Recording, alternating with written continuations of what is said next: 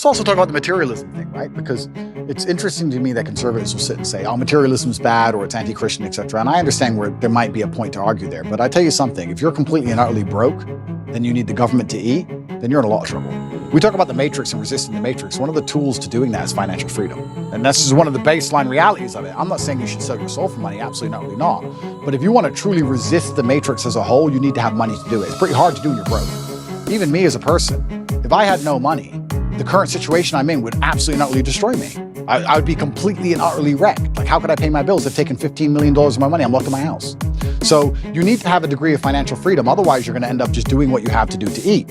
You look at these people in England. There was a video that recently was on Twitter. I felt really sad when I saw it. It was a workman taking down the British flag and putting up the pride flag. And someone shouted at him, "Hey, bro, you're removing the wrong flag." And he goes, "I know, mate, I know." You're taking the wrong flag down, mate. At least you know that.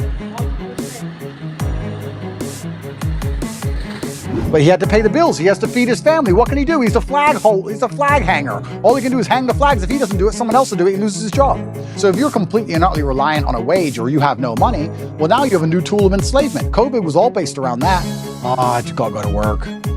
Just get the injection. I gotta wear the mask. I gotta fly. I gotta work. It takes a lot of money to sit down and say, no, I'm too principled. That takes money to do. So it's also interesting that conservatives want to attack materialism. Okay, perhaps I didn't have to buy a fancy car. You can get upset about that if you like. But if you're not financially free, it's also pretty difficult to stand up and tell the truth. Even if you make a lot of money, if you're reliant on, let's say, a sports team for a contract, even if you make a lot of money, if you don't have enough saved, you can't tell the truth.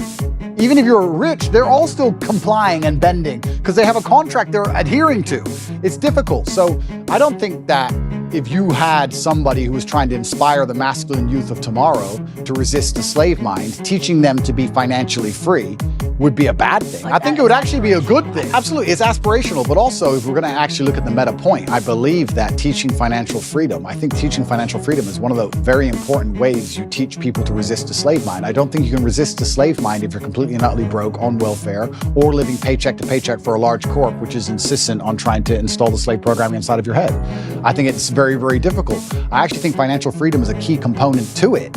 And I think that me standing up and showing a life that costs $50 million a year or something ridiculous, doing that on purpose and trying to inspire men to make as much money as possible is actually a very key component to the resistance to the slave mind. I don't think many people understand this, because if you teach young men how to go out there and become rich as possible, it's very difficult they can do that without learning some degree of mental fortitude, without learning how to speak to people, without learning how to network, without learning how to be competent and disciplined and motivated and work hard. And then they do all that, they have enough money so that when someone comes along and says, take this injection, they'll say, no, I don't want to take the injection, I'd rather miss the flight.